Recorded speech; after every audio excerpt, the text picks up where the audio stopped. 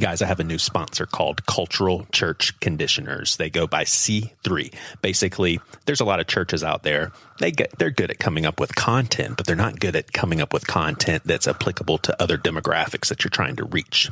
So basically, a church will come up with content. They'll send it to Cultural Church Conditioners, C3, and then C3 sends it back, but it's relevant, edgy, and applicable to the culture that church is trying to reach. So, for example, check out what they did for the Rise and Fall of Mars Hill podcast. This was submitted, and the demographic target was rednecks in the South. Did I pledge my allegiance? Why ain't we looking at the deeper stuff that caused all this shit in the first place? For the purpose of progress. Because we have a culture of church folk who would prefer a narcissist. Cut. It's narcissism. I don't know what the hell that means. How am I supposed to say? To a priest or a prophet. Shit, I need my reading glasses. Mark just came and said, if you plant a church, he's going to tear it down dick by dick. What the hell does that mean, dick by dick? Playing God in the process. How dare you? Louder. Who in the hell do you think you are? Was I chasing convenience? You act like a scientist? There's real chronic trauma that comes from working in systems like this. In a wave of disaster. There's a few of you that if I wasn't going to end up on CNN, I'd go Old Testament on the Old Testament. Where the captain's a captain. A lot of pastors get fired. Driscoll got fired for being a fucking piece of shit. Fucking asshole. I'm a puppet to pastor. So like shouted at the top of my lungs. Who do you think you are? I'm Mike Cosper. It's a story, this podcast story of a great old big ass church that changed lives, gave people hope. But then you find out the leader of the whole damn thing is corrupt or sick or something. So as Christians, you look back on a shitstorm like this and you think, I thought it was awesome, and now you got shit in your head you got to work out that was the community even worth it? If we had it to do all over again, in other words, would we have started this in the first place?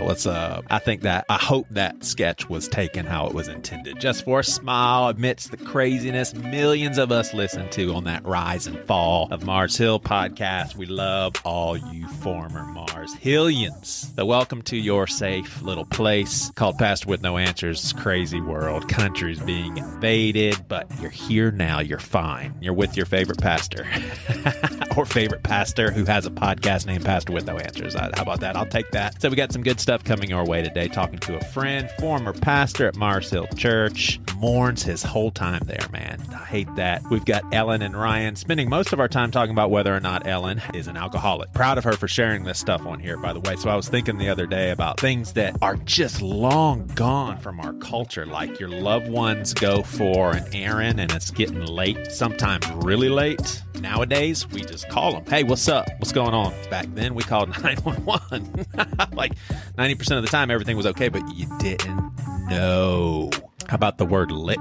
Now, most of you are thinking the tongue. So when I was growing up, this meaning that I'm about to tell you right now was already kind of fading. Kind of meant to kick ass. And I'm serious. Like Dave Bazan in his 1998 album, Hard to Find a Friend, is speaking from the perspective of someone caught in some harmful habits. The bad habits are not, as he says, hookers or heroin, gambling or gin. And then he says, it sounds so ridiculous, but I just can't lick this. So what he's saying is, I can't beat this habit. So think about my grandparents' age. So when this word was really alive and awake. Hey, I got in a fight. Did you lick him? That's what a grandparent would say. Now imagine asking a kid that now. Kid says, I got in a fight. You lick him? The hell's that, Dad?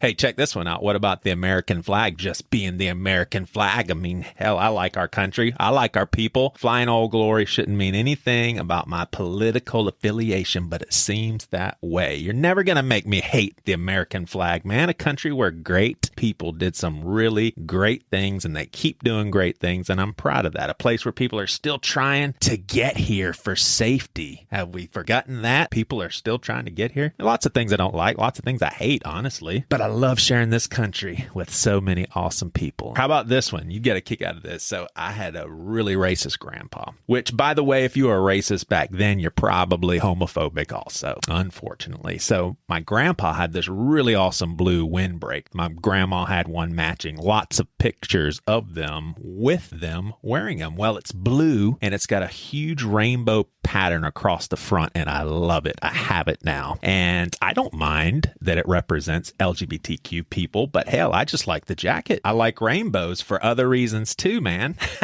So I love you gay people. Glad y'all own it. You deserve it. But it is really funny when I wear that jacket. I'm just wearing the jacket.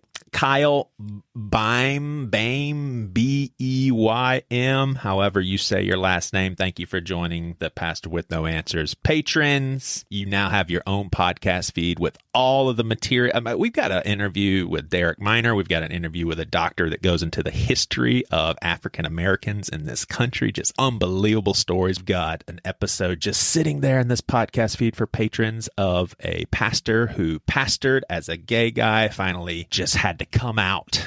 And he tells his story, wrote a book, tons of material for you that hasn't been released, and you'll get some exclusive stuff as well. Some devotions, Pastor with No Answer style, lots of other things, digital gifts, online Q&A with former guests. T-shirts are coming. We got stickers, other digital gifts, and it's just going to get better. So join us if you love the show, or at least write me and say what's up. How about that? Hey, I have a very interesting question for me. I've had folks in my past or maybe in my present that I just didn't know listen to this show, and you said, hey, I listened to your podcast. I'd love to know if you know who I am personally. You listen to this podcast and you're doing it as a secret, you tell me. It really is interesting though. So hit me up, Ellen and Ryan, and then right after that, Matt Johnson. Love you all. Enjoy.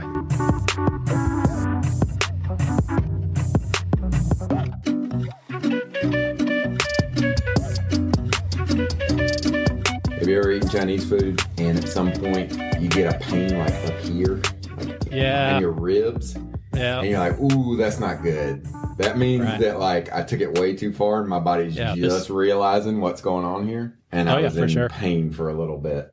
Ryan, I would thinking, and here's what's funny, Ellen, is the more I got to know Ryan, I think that the genuineness of Ryan is something that puts kind of my heart at ease, to where I was asking him to be an elder, lead this, lead that. Like, Ryan, what were you thinking? Like when I first started asking you those sorts of things, I was just thinking like, you're desperate. Like you just, if you're a smart person, you would for willing hands. No. I just think you thought that I was not weird. I think I kind of satisfy like a little, whatever that curious thing is in you that likes weirdos or like putting people on the spot. You knew that I would support that. And so you were trying to build a cult of personality around that. And I fit perfectly in that. No, I genuinely was probably like flattered that anybody like valued anything that I had to say or do. So you probably just flattered me into it, to be honest. And you look, you don't go to church anymore, but you look at those days very fondly, right? Like, wasn't there a season there where you're like, this is awesome? I do. I've got a little bit of hang up from like the end because I was bringing a lot of negativity. By and large, I look at certainly the time that we had at like the high school, like that first couple years. Yeah, that was like a bit of a honeymooner type phase where I think of it very fondly. All right, so Ellen, you'll laugh at this. I take notes when people bring up interesting things to talk about. And so I think I wrote this down wrong, but I have Ellen wants to talk about tattoos of alcoholism. That's probably not what you want to talk about. That's what I have written down. What? It's just a typo, but it made me laugh. Oh, tattoos about alcoholism. But you did. First of all, you discover you're an alcoholic? That was a couple of months ago. Okay. So I've moved on. But yeah, I am. I've realized I am. We only have one word for that, which sucks because there's no scale what are we talking about? In our minds. Alcoholism. You think that you are an alcoholic? Yeah. In that I have a drinking problem. There's two different things. Well, I draw a really hard line between abusing alcohol and being alcoholic. So that's what I'm saying. Like, we, as people that are interested in language, it's tough because it's like the language has not given us a lot to work with here. And so I think there's like the closest that I can come to is like alcohol use disorder, and that's kind of where I land. But have you read the AA Big Book? I am very opposed to AA. Interesting. Okay. Well, what I was going to say is if you read that book, you would know quite certainly whether or not you're an alcoholic, because it's literally 100 stories of alcoholics, and you would easily be able to say, unless you're in denial, and you're obviously not denial, you'd easily be able to determine, okay, this isn't me. I'm a problem drinker. But why don't you like AA? Okay, call it a problem drinker, because AA, and this is now I'm gonna get some hate from your listeners. Yeah, but we're about to stir things up. Do you also hate the Children's Foundation? Yeah, hate it all. Church of Dimes, and Well, March of Dimes is actually a I said no, Church for real. It's bad. It's bad. March of Dimes is bad news. AA helps a lot of people. It is useful. It is not for me, and I'm fundamentally kind of against it because I want to be free from alcohol in my life. I want to be free from thinking about it. I don't want a relationship with it. I want to be free from it. That's my goal. In AA, it is every day is a struggle. This thing is bigger than you. It controls you. And you always have to know that it's there, it's lurking, it's right around the corner, and you just have to be strong. You have to grit your teeth through it every day for the rest of your life. You're always an addict. And I say no to that. Maybe it's just the way that I but like maybe it's the way that I'm challenged. So there's a medication called naltrexone. It was used mostly for opioid addiction. And so what it does is it turns off the pleasure receptors in your brain. And so there's a method called the Sinclair method. And the more I've talked about this, the more I've realized that people don't know about this and are really appreciative. So maybe one of your listeners will know this based on what I've learned. There's a method called the Sinclair method where you take a pill and then you wait about an hour or so, and then you can drink normally. The idea is that you'll also be mindful, you'll track your drink. Mindful drinking helps a lot because then you're each time, like, you're just aware of what you're doing. Anytime, just like counting calories, when you're aware of what you're putting in, you're just like you're more likely to drink less if you're mindful. After a while, and sometimes it takes people 2-3 years for it to reach extinction, is what we call it. After a while, what happens is the pathways in your brain retrain themselves so that you are not associating alcohol with whatever it is that you associate it with. Pleasure, relaxation, escapism, all this. And after a while, it's just sort of like, I could do without. And that is my goal. I don't want this to be on the pie chart of my life. You know what I mean? I think the argument, Ellen, is if you're an alcoholic, you don't have that option. That's what I came away after reading AA. I think I would agree with you that. Just don't. I can't speak from firsthand. Yeah. But wait, like, if you are an alcoholic, no, this is for alcoholics. This is a method this is a chemical method for alcoholism. So call yourself whatever you like. I think what I'm referring to is your desire for this not to be any part of you, not a struggle. You want it completely. Yeah. What I'm saying is, if you're an alcoholic, I don't think you have that option. From what I understand, if you're if you're in a certain place on the spectrum of alcoholism, right. I get it. So that's not a realistic goal, probably, for some people. And to be fair, I've been drinking every day since I was 20. So that's like a lot on the liver. I also have 2 little kids and I'm just in it. You know, I'm a shell of myself. My house is a wreck. I'm fat and ugly now. And I shouldn't say that because I'm not actually fat or actually ugly. But, it's all of these things that I feel. Joey's got a lot of fat, ugly listeners, and they take offense right now. Oh, my God. Sorry. Oh, I'm trying not to laugh because I want to be the good guy. I know, see?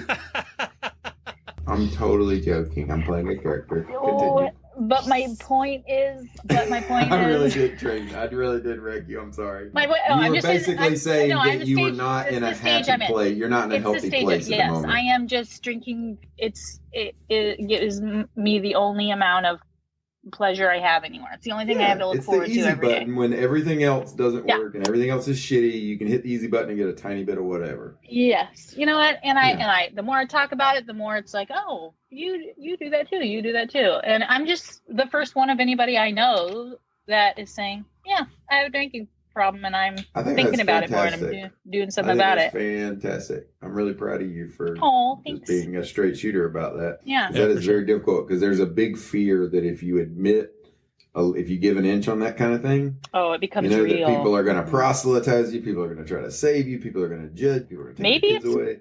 Maybe it's my personality, but I can just be like, hey, I am struggling with this and I think I'm an addict. Yeah. Whatever. Do you have other addictive parts of your personality? It's hard to say, but I've always had generalized anxiety disorder, and I dealt with obsessive compulsive for many years, and it ebbs and flows. There are tics in my brain and things that tell me to like, do it, just do it, do it, do it, do it, do it, do it. And so it's hard because I think that a lot of times the drinking starts with that, like there's 3 beers in the fridge. It's almost noon. Do it, do it, do it. Yeah, so it's hard to figure out which one's the cause and which one's the symptom. Yeah, exactly. If there's no alcohol in my house, I try to make it so where like I can't leave the house to go get alcohol. Because like if my kid's napping, it's like, well, that's 2 hours. You can't. So I'm just buying time, basically. Yeah. Ellen, what is it about? And I'll tell you something really revealing that my therapist told me. She's supposedly one out of the 2 covering therapists in this area. She basically said if she were to, like, she's completely no drugs, nothing. Like she just doesn't want any of it. But she's a recovering alcoholic. She told me that if she were to smoke weed, then she would drink. Yeah. Like that's the question I have for you is what is it about marijuana that doesn't do, what does it not do that alcohol does? Because marijuana, you're not going to wake up with like a crazy headache and throwing up. And like, what is it that doesn't deliver? Well, I'm a bevies person. I like to have like a delicious cold beverage. Yeah. And smoking weed is gross. And so for me, weed is more like a once before bed sort. It's very medicinal. Gotcha.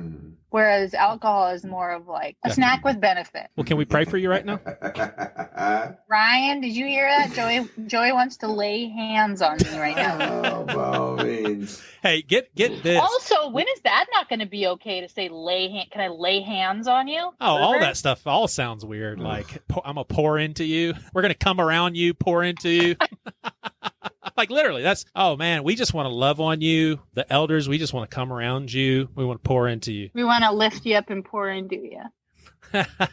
So, Ellen, how do you feel about where you're at with alcohol? What's your emotion? Are you kind of like sad about it?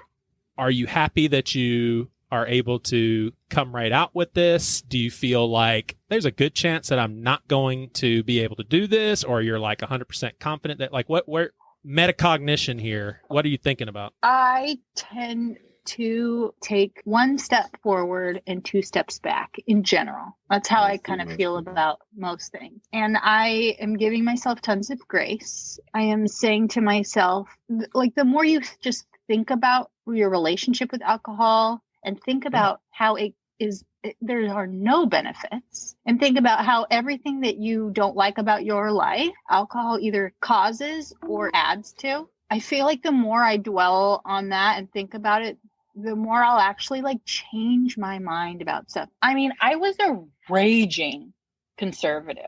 Yeah, me too. If I can go from wearing a George Bush t-shirt to where I am today, but I used to be very, very, very, I mean, Mars Hill plus super conservative Republican. Okay, that was me. If I can go from that to where I'm at now, I can have a better relationship with alcohol. But the hard thing, Joey, is to decide, do I have to completely cut it out? Yes, that's where the road See, again, all of this, but because that gives me so much anxiety, and that's how I know. Because some people are like, "Oh, I did dry January. It was so good. I did Whole 30. I feel so much better." It is. I tried to do dry January. The only reason I was able to do it was because Cole did it with me, and we had a rule: absolutely no alcohol in the house. I couldn't do it. I physically would not be able to do it if I had alcohol now. And we made it almost the whole month, and I did start feeling better, but it was a fucking struggle. It was really, really hard. It was emotional. It was physically hard. I started going through withdrawals. It was like really hard. When you think about not drinking for any amount of time, don't you just feel sad? Sad and anxious. Like I need to make sure it's nearby. I can totally relate. I'm a cigarette guy. Oh, yeah. I remember that feeling of just like panicky inside over the idea of like, I can't do this. and also just sad. Like, I'm just sad about a future without cigarettes. I quit smoking because, it was like my early mid-20s. Smoked for many years, and we're talking trash smoking. We're talking about like menthol lights, okay? Ooh, and I was a trash cigarette guy too, though. Oh, okay, cool. But then it was like my only break at work. Yes. If I said I was going to go out for a cigarette, it was like my only break. Smoke breaks. But then it would make me super nauseous, and I would get like anxious and nauseous. Then I'd have to go back to work. And my brain started associating cigarettes with feeling clammy and anxious. And I finally was like, I'm going to try to not do that today. And it was like one day, one break instead of, I said I would have it. Yeah. it was still like a party. I smoked for years after that. Did you know you were done with it, or you were just like one day at a time kind of thing? Like, no, it was mostly like only in the evenings, because cigarettes hit different when you're drunk. Oh, God. I'm such a mess. No. Don't get me started on bread. On bread? You talking carbs? He started on gluten. I was off of gluten. I was off of gluten for 6 years, and I looked so good. I felt so good. And then I got pregnant, and then I really had to go to Jack in the Box. So I ate gluten for the first time in 6 years, and that was 6 years. What'd you break it on? Sourdough Jack. Nice work.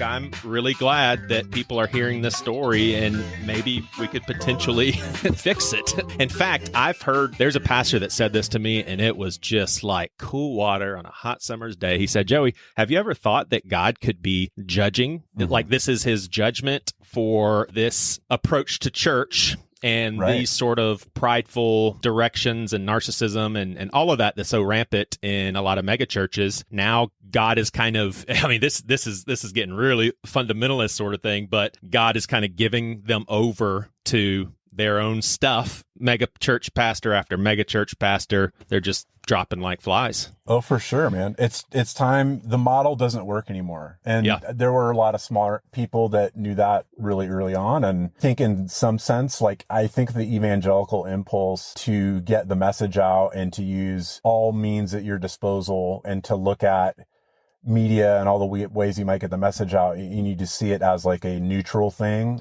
I think the impulse of that is all good, but look where it got us, there weren't like critical eyes on it, and you wed that with the whole thing of like bigger is better, the sort of American mindset. And then you just have it's going to be a disaster. Right. And I would be a little partial to you also when you say that this model doesn't work. When I think of, and honestly, like just big picture, maybe this just doesn't work. And here I am working for a mega church. I think that the model that really doesn't work is what you said, building the numbers and let's be the biggest, baddest church around. And then the whole dictatorship sort of approach. I'm God's anointed. I make the calls. I'm going to do what I'm going to do. Those are two things that we don't have at our church. So that's not tooting my horn of Seacoast as much as it's just, man, I'm glad we at least don't have that stuff. The mantra of our founding pastor has always been, you have to have people around you that respect you, but they are not impressed with you. He said, I have those people around me, and he really does. He has people around him that, hey, I respect you, Pastor Greg, not impressed. Totally. And that right there, I think, is where a foundation has to be laid. For sure. I was listening to a podcast in the last couple of weeks. David French is a political commentator, and he does like a politics podcast, but then he has a side podcast he does too. He's a Christian guy, Good Faith, I think. Yeah. And his co-host used to be a megachurch pastor in the Bay Area in California. He doesn't do that now. I'm not sure what he's up to, but they were just talking about, they were commenting on the rise and fall of Mars Hill. And he's like, hey, hey, so-and-so, you've been a megachurch pastor in the past. Like, this is pretty common, like this megalomania in these giant churches. Like, what are some things that people can do to kind of protect themselves and get a feel for what's going on at a church? And he's like, get to know somebody. If you're visiting a church, get to know somebody on staff. If they're open enough to talk about their experience being on staff, see what they say about, ask them the question, what was the last time the senior pastor was challenged on something and how do they respond? I think that was like a pretty clear way of, and that wasn't my comments before aren't a diss on you or what you do or I know. or anything. Yeah, but I think like I said, I think you and I probably see perfectly eye to eye with church, and I've made peace with the fact that there's a lot of things I disagree with my family on, and I think the F word, family, is what's most important, because if I can be in relationship with a church now for 20 years and still trust the heart, but dude, I don't, and I know you're not saying this, but I would not be irritated in the least if, and I'm sure tons of people do say this, all right, Joey, well, just wait and see, like almost with anticipation. Same thing's going to happen to Seacoast. It's going to happen everywhere. And I totally am good with that. And I understand those cynicisms, but I think I have my doubts, man, because the closer I pretty good friends now with the lead pastor, who's the founding pastor's son, dude, there is, oh my gosh, there's none of that. In fact, let me tell you a really funny story. So I'm going to make up his name. We'll call him Richard. So we were having a big get together. There was someone who later admitted to having a drinking problem, and he kind of had to just get off alcohol completely. But we're all hanging out as pastors. We're all enjoying some beer and some wine and all of that, and we're playing cornhole. Well, our lead pastor, Josh Surratt, he comes out the back, and this guy, Richard, who's playing cornhole, who has drank too much, is not doing too well in cornhole, and so our lead pastor calls him out and just basically makes fun of him, and all play and fun, and he literally says, "Fuck you, Surratt." And this is a pastor, and he said it very angrily and loudly. We call it the Richard rule. We're like, hey, if Richard didn't get fired for that, man, we're good. Yeah, totally. Could you imagine someone seriously telling Mark Driscoll, "Fuck you"? Someone on his staff, oh, that's what you think? Fuck you. Like, even if they're playing a game, like, what would happen? Yeah, it'd be John the Baptist time. They'd have their head delivered on a plate for sure. Listening to this series, I'll admit something very embarrassing about myself. When I was probably 27, really embarrassing. I was talking to some colleagues, and we were talking about the Holocaust, and I said something along the lines of, "Man, the Holocaust was big, right? Real big, like hundreds and hundreds and hundreds of thousands." They looked at me with big eyes. They're like, "Joey, millions." I was like, "Oh my gosh." It's kind of embarrassed, and at the same time glad that I heard it. I felt the same way. Obviously, big disconnect here as far as killing people, but I felt the same way listening to Mars Hill, in that I didn't recognize just how widespread the damage was. And when they made that comment, the mental health profession, there's more mental health professionals that are in gear counseling people from Mars Hill than there ever was church staff at Mars Hill. I was like, oh my gosh. That blew my mind, just how massive it is. Like, how many people are struggling with PTSD. I mean, it blew my mind. What that does is it turns into frustration to pastors that have just said, "Go on, man, go on to Phoenix. We got you. We support you." It's just, it's annoying. And what I've always told people is,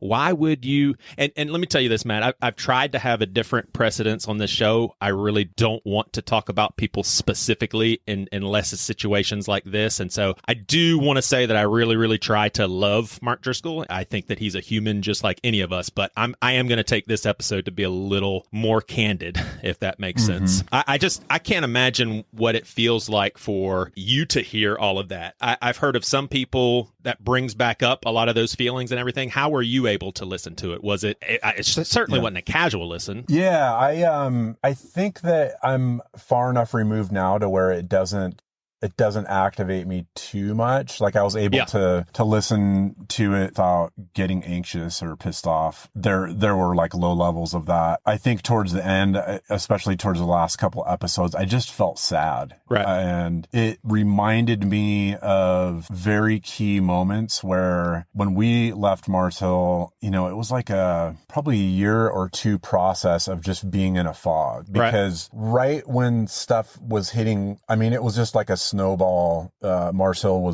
and Driscoll were in the news like crazy, and we saw it coming a couple years prior to that. And I think I was kind of trying to figure out how to make my exit, but was sort of hoping for the best. It was pretty naive. But after we left, I just was in total disbelief, like something new is in the news, reading these headlines. And I remember we were on a vacation I promised my wife, like, okay, I'm not going to be glued to a screen, like checking the news feed, but inevitably both of us are like keeping up on everything that's going on.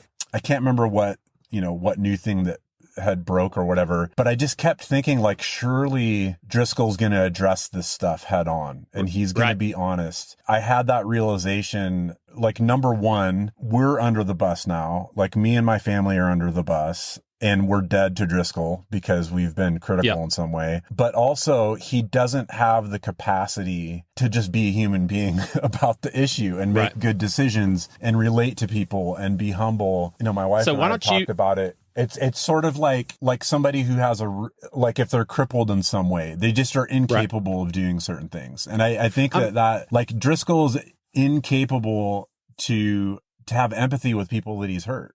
I believe that it's narcissism. Like, I truly believe that, and I've seen it manifest with someone that I've known personally as a pastor. It's almost like a spiritual narcissism. Like, I've literally seen pastor has been approached. Like, imagine someone, and I bet you this is Mark Driscoll's approach also, and that's why I think it's like this spiritual narcissism. But you go to your leader, you point out all these very, very realistic complaints and concerns and critical feedback, and their answer is basically, oh man, well, you're not really hearing from God, and I am. So I'll give you the time that you need. I mean, that is abusive, in my opinion. Like, when you go through all the markers of narcissism, they're all there. Like, people that know him well are like, oh yeah, for sure. Right. All right. So why don't you tell our listeners who you are and your relationship with Mark Driscoll and Mars Hill, kind of a snapshot story, because you actually did have a personal relationship with them. So give us a little snapshot. I'd say sometime in 96, when they were planting and kind of getting their core group together, I heard about the church and I visited a few times, and then I didn't start attending regularly until about 97. So there would have been probably under 100 people at that time, maybe like 80 people meeting regularly. And I started going to a midweek Bible study thing on Wednesdays, I think. And I remember meeting Driscoll there, and I came not really knowing what the program was for the evening, and they had like a short teaching time and then broke up into small groups, and I didn't really know where to go. And he's like, oh, hey, why don't you come, hang out in our group? So I got to know him a little bit through that. Learned that I was in bands and was touring around, and they were building up their, the worship band. And he asked if I might be interested in helping out with that. So I started doing that. And then within like maybe 6-8 months or so, he just bought a house and was looking to fill his basement apartment, some single guys that wanted to rent from him. Some people said some of the guys down there like joined an internship, quote unquote, but basically he was helping him pay his mortgage, which is fine. So I lived at his house. Let's call it an internship. Yeah, totally. So I lived there for a little over a year, and we had some shared spaces. So I just talked to the guy all the time. I'd say it's weird, like, to say that we were friends. We were, but as far as I could tell, like, within the church, he didn't really have pure friends. Like, that's not to say he wasn't. I mean, he did have friendships. I don't know. He was kind of an awkward guy one-on-one, honestly. Kind of shifty-eyed, like you couldn't quite get his attention. You always felt like he had to talk fast to make sure that he was like catching your point. You always had to keep his attention, But yeah, I mean, that's the general background. So, and we were there for 17 plus years, and we saw we saw every aspect of growth and the growing pains of the church. And when there would be some kind of controversy, and then things would settle down and would come and go. And in 2007, I became a volunteer pastor. And then 2011, I came on staff, and then we left in 2014. Gotcha. So I think these are interesting and important questions to ask going into this conversation to kind of give us all a feel. Would you say that you're bitter towards the church in general? Like, do you have, after having gone through all of this, is there any bitterness? And kind of lumping that together would be lots of deconstruction going on with everybody. Would you say you're still a Christian at this point? Yeah, definitely. Yep. Bitterness. I mean, I think at the culture and the institution, like the big church show, like I can't step foot in a mega church production type oriented church, there's just too much attached to it. I could probably go to a more traditional liturgical church. Yeah. And as far as like the deconstruction thing, I mean, I think that word is used kind of weird, and it can mean basically anything. I would say like my version of that is like unsnarling things that are unhelpful. Yeah. And maybe somebody would call that deconstruction. But like, as far as I still affirm all of the historical creedal beliefs of the church and believe in Jesus.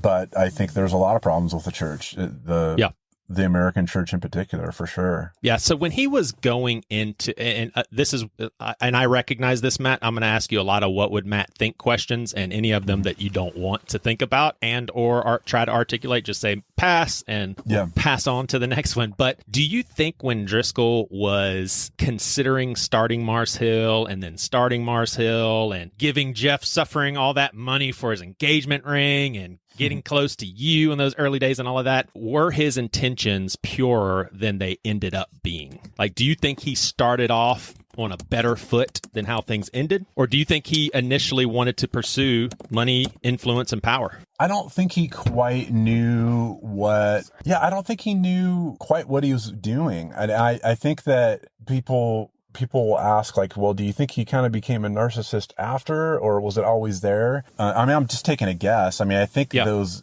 proclivities were there. He had enough yes men around him, myself included, that were like, yeah, Mark, go for it. Like, we'll give you all the resources and power that you need to make this happen. He just kept grabbing for it. And it's like, well, nobody's saying no. I can push my weight around and make this happen. I remember my father-in-law was standing outside the church once, and there'd been some growth there early on, and maybe there were a couple hundred people. And he said, my father-in-law was recounting the story. He's like, yeah, I remember Driscoll saying, like, I'm not sure how I can be a pastor to this church when I don't know everybody's name anymore. That to me indicates like he did struggle with the idea of growth and like, what should the church look like? But I think that what things inevitably became, I think he could have done any number of things professionally and probably had the same kinds of issues. It's like, he could throw his weight around. He could be persuasive. He could get people behind him. He could have done that. And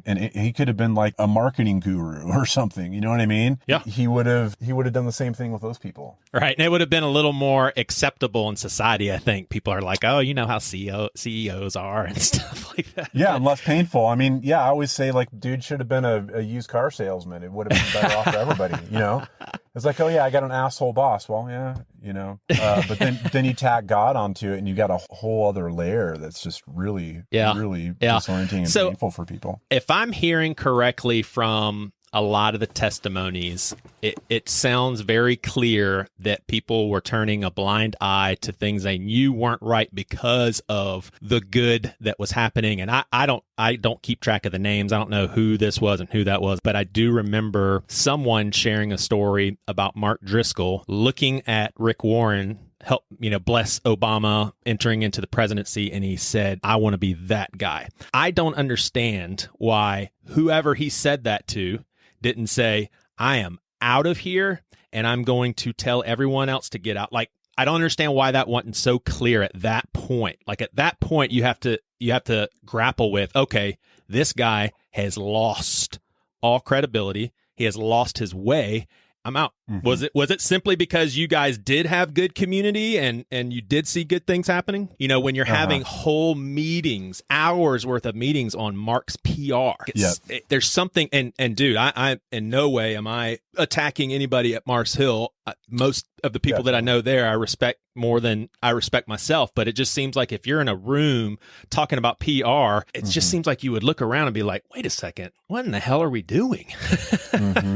Totally. I think that there was such like a entrenched thing in the culture that was so controlled. Like, so as an example, one of the things that made it hard for me to leave, and in hindsight, it's like, oh yeah, of course all the warning signs were there. I was such a dumbass, when you're entrenched in a culture that is so controlled and how the whole storyline is controlled on every level. So an example of this is like, I knew sometime in 2013 for sure we were going to leave, but I didn't know exactly when or how. And I felt like there was some stuff that I needed to get cleared up, and there were some people that I needed to talk to, and I needed to get some answers. And I remember realizing the rules that they basically had in place for how to address those issues didn't allow people to do that. And of course, I could have called a meeting with certain people and had those conversations, but it was basically, if you don't have a personal one-to-one issue with someone, we're not going to talk about systemic culture issues at the church.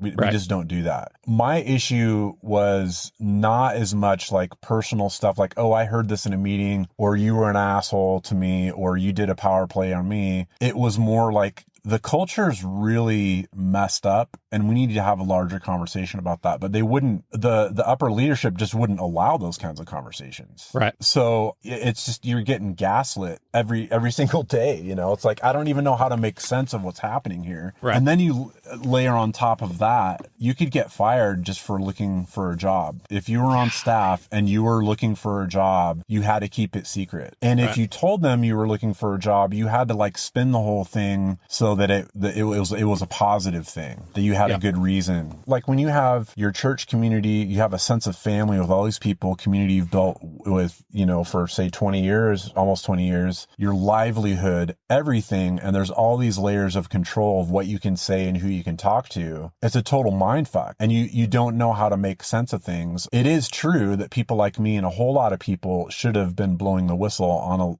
a lot of different levels. But when you have that kind of layer of control, it makes it really hard. Yeah, I look at this. I actually did a episode with Tony Jones, who appeared. He was the guy that said asshole, and they bleeped it out. And then a friend of mine, Ellen, who was a part of Mars Hill for a while, and then a former admirer of Driscoll. So when we released that episode, it actually caused a little bit of tension out there that I didn't really like. And it was a lot of tension with the few people that I do know at Mars Hill, and it revolved around sentiments of, hey, what about the ones closest to Mark? Aren't they the ones that are even more responsible? Like why, when we're talking about Driscoll and how Driscoll's personality was and the culture Driscoll built, why aren't we saying the leaders also who are closest to him? Yeah, and for sure. I just kind of feel like, man, any of us could have reacted the same way. Any of us, you put anybody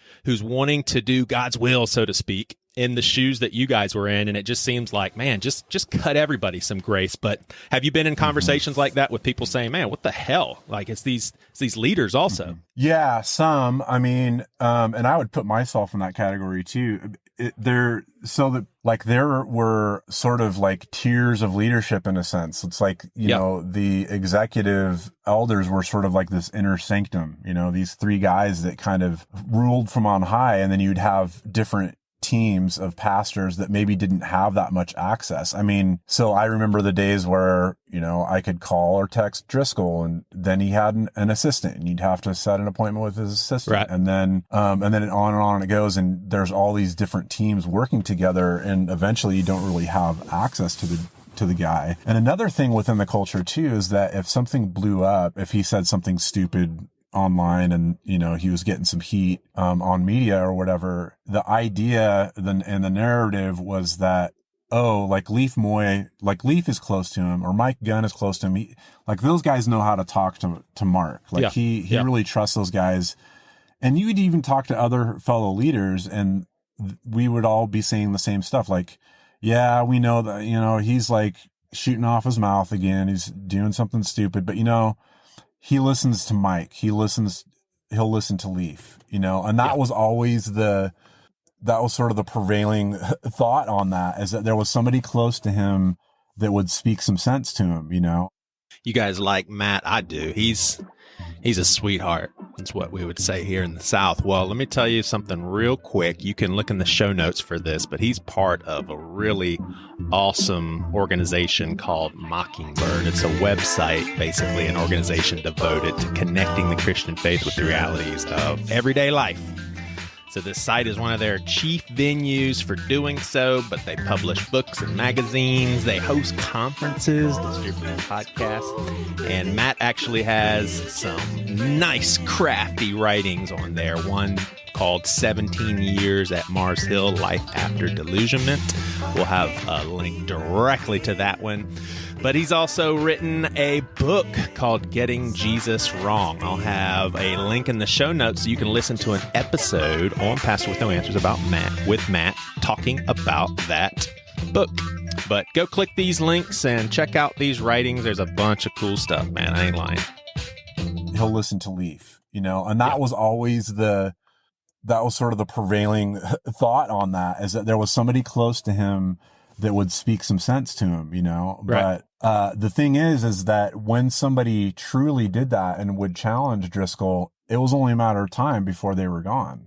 Right. And then it just compounds this culture of fear where you're like, okay, you got to play all these political games and make sure that you don't say the wrong thing to the wrong person. And it's absolutely true that more people should have been standing up. And I would count myself among those people. That was the environment. Yeah. And when you're talking your livelihood, your family, your whole life, it gets pretty dicey on how to maneuver it. Were you personally intimidated by him? Yeah, I think so. I mean, I think I was always in roles that were a little more behind the scenes and kind of quiet. And I sort of liked it that way. I like to sort of be a specialist and do my thing. Yeah, I would say there was like a kind of an intimidation factor there. Do you have empathy for him right now? Like, is there a part of you that's like, gosh, I feel sorry for that guy? Yeah, I feel bad that he, it just makes me sad to think that he might go his whole life without ever recognizing what's going on and get help. It's like somebody who's got that level of narcissism has got to have some pretty deep wounds that have never been tended to. I don't know what that thing is, but it is super sad. I'm mostly just a cynical guy about it, but I do feel bad for the guy. I feel really bad for his family. I wonder if one or several of his kids at some point are just going to bail because they see through it. Do you guys think that when he did leave, was there a longer period of time where you're like, no way he's really gone? Like, was there like a sense of, there's no way he's really, really gone for good? I don't know. I mean, it sort of felt like once the switch flipped for me, and it took probably, 6 or 8 months to realize, the guy is gone. He's not coming back. But for sure, after he resigned, it's like, and I just knew what the storyline was. Like, he was, and you've heard that, like, he heard from God and that a trap has been set and all that bullshit. Like, the thing is nobody was gunning for that dude's job. Did he believe that though, Matt? Did he believe that? He really did believe it. Yeah, he thought that, like, there were all these people that were jealous and wanted to control him, or that maybe they wanted to take his job, and it's like, the fact is he had a community of people that really loved him and wanted to see good for him, were willing to, like, honestly bend over backwards. Like, they were, all of the boards and the advisors and all these people, like, they were ready to get the dude back into the pulpit pretty quick, if he would just jump through some hoops and get some help. And by the way, I don't think getting back into the pulpit after a few months, would have been a good idea for him. But that just goes to show, like, there were people that really wanted to see good for that guy and put some things in place so that he could get healthy. And he just saw it as a satanic attack. The enemy's out to get him. And it's just nonsense, man. Yeah. Like, I didn't have dad issues growing up. My dad's great and we have a great relationship. Darren Patrick actually told me, and it may just be common knowledge, he said there wasn't one man that led Acts 29 that did not have daddy issues. And so from a mental health perspective, it's like, oh my gosh, what happened was he had dad issues, never got therapy, never got to the bottom of it, never did anything. Add to that some narcissism, and this guy's leading a church. I mean, it's like, it's crazy. Do you think the whole narrative of, well, at least we had some good community and God's worked good through all of this, and that the sort of positive vibe, I've heard mixed things from you Mars Hillians. How do you feel about that? Like, when you reflect on freaking 17 years, are you like, man, that there was a lot of good there, or does this kind of just negate any of it. I feel pretty cynical about it overall. And I hear, I hate that, man. Yeah. Yeah. I mean, I think I have a version of that. I have a handful of friendships today. You know, there's folks that are really dear friends, like a very small handful, folks that I stay connected with. A lot of the people on the podcast that were sort of like key people or people that I know well. And so I'm glad to know those people and to still have those friendships, but it does feel like a pretty big blot on my life, in the sense of like, I could have been doing something else. Right. I could have been building a different kind of career. Golly, my marriage could have gotten off to a better start. We could have learned more about ourselves. We could have gotten therapy earlier, all that stuff. So it does feel like a regret. I don't know. People that are sort of simplistic about it, I'm like, I don't know. People that want to talk about all the good, I'm kind of like, yeah. I mean, I'm glad that I have some friends still. I'll say that. And there was a very deep sense. I mean, there was such a value to like deep community, but even there, like, I wonder if there was a whole bunch of very traumatized people, people that are traumatized for all these different reasons, that are like bonding through their trauma in a church context. And that's not a real healthy thing. And now we're having to like relearn how to build friendships as adults, and having to relearn a lot of stuff and learning like what are good healthy boundaries and friendships and stuff like that. Well, that didn't really exist then. And then so then you even have to question like, well, yeah, like there was this depth of relationship and everybody sort of moving in the same direction and doing something important. But then you think about like the underlying issues that caused that closeness and that connection, and maybe that wasn't so healthy to begin with, that it's hard to parse out for sure. Yeah. Imagining being in your shoes, I've been working at Seacoast since 2005. And so if all of a sudden I'm like, you mean all this time I've been trying to support someone who just wants to have the biggest church and bless the president in an inauguration? Like that's what I've been doing all this time. Like that'd be tough. But Mars Hill also had, I guess, were you involved only in the ministry aspect of Mars Hill because you're a very gifted writer? What were those sorts of skills utilized by Mars Hill, or you were strictly pastoral figure? No, the pastoral part was kind of on a volunteer basis. So my actual job was overseeing primarily the Resurgence blog, if anybody remembers that. It was tied to Mars Hill, but it was a sort of like a Christian leadership type blog, sort of in the Reformed, young, less restless Reformed tribe, I guess. Right. And then I oversaw the Mars Hill blog as well, and then a chunk of some of the publishing related stuff. So I would help people to develop their book ideas and stuff, sort of like when we worked on a book together, similar kind of thing, where somebody would have a book proposal and help them sort of flesh out the book idea and manage some of the publishing timelines and stuff like that. I didn't ever touch any of Driscoll's stuff really. He had his own teams, but so my job was words and creative stuff, and my volunteer stuff. I helped to do some counseling and things like that, and would do teachings occasionally, and did a handful of weddings and stuff like that.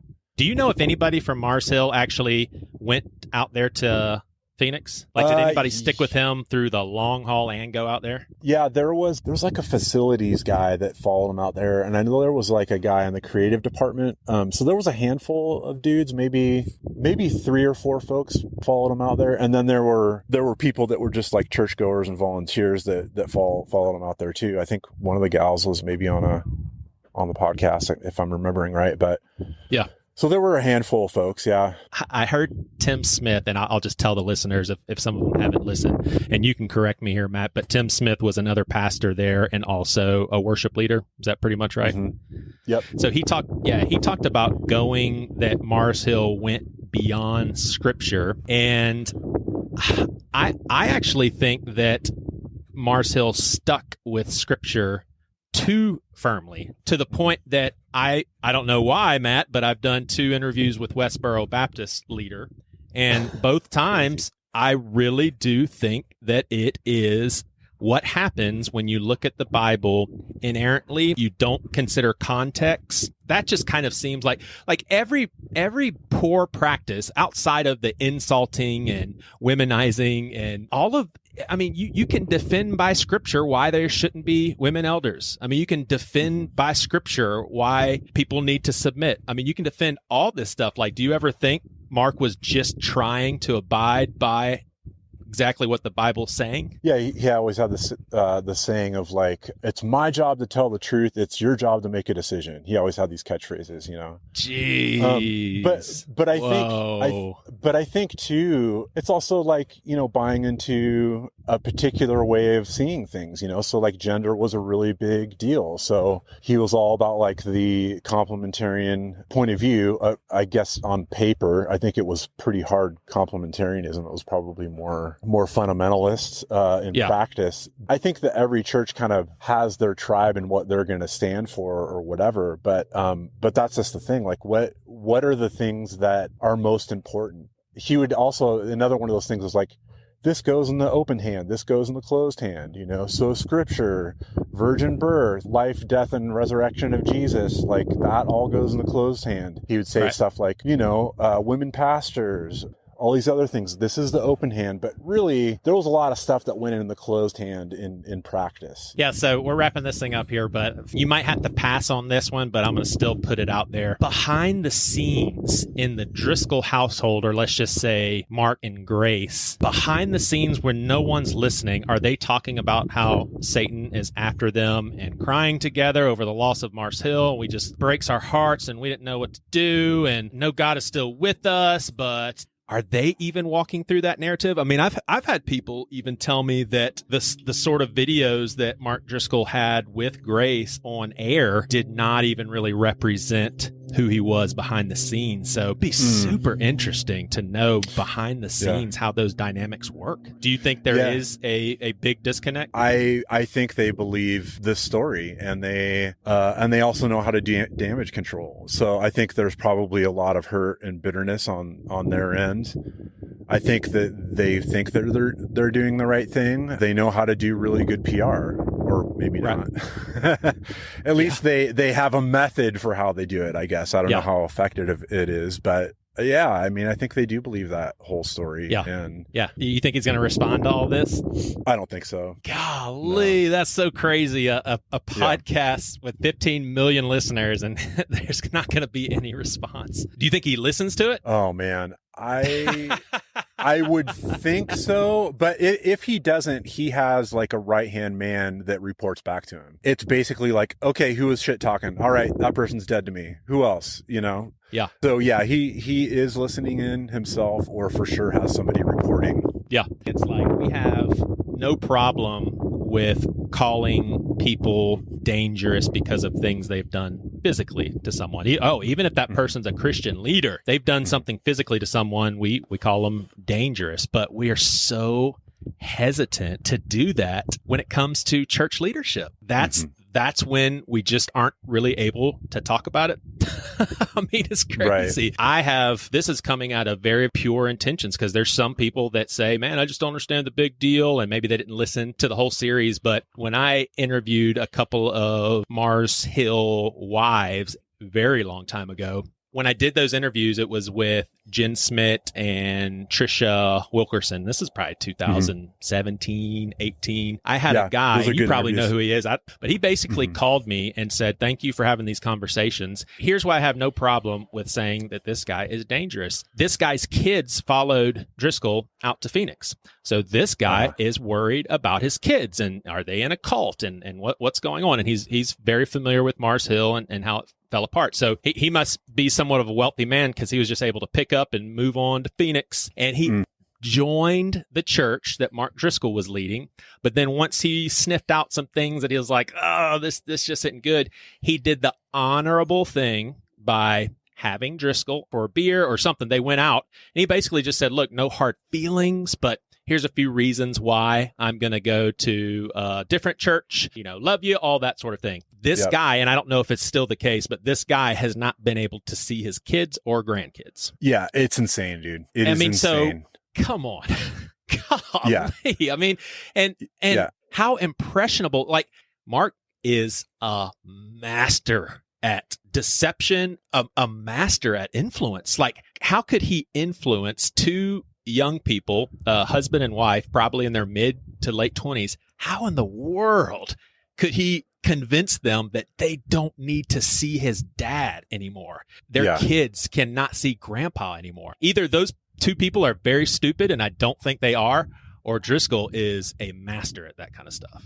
I mean, that to me shows why what happened at Mars Hill happened, because that same influence, that same fervor is just, I don't know, so influential. It's crazy. Yeah, it's worse now. I feel bad for the folks at Trinity. That's the church, isn't it? Trinity. You say it's worse? I think it's worse. Yeah, I think he's more controlling now. The kind of stuff that you're seeing between family members, like the kind of stuff you're talking about, is worse there than it was at Mars Hill. And it's probably because he doesn't want the same thing to happen. Oh no, without a doubt. And I'm just hearing this like secondhand, but like he's told people the Mars Hill thing's not going to happen ever again. Like, I'm going to be in control this time. Wow. That was always his plan at Mars Hill. You know, he was able to start over and be in complete control there. You know, and so like on paper, probably on their website, they talk about like some kind of overseeing board or whatever, but it's bullshit. He's in complete control there. Is it a large church? I have no clue. Like, is it hitting 500, 1,000? Do you have any clue?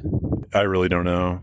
I think hear that Jen Smith said she went and visited there, and it was maybe 300 or so within the last few years, but I'm not sure if it's grown or not. Now, when you hear about that, like I told you that kind of angers / irritates me. When you hear that, does it make you sad, angry, numb to it? The same stuff is happening, and it's worse. And you know how bad it was for you guys, and it's playing out again. There is, golly, it just shows the church has got to get smarter.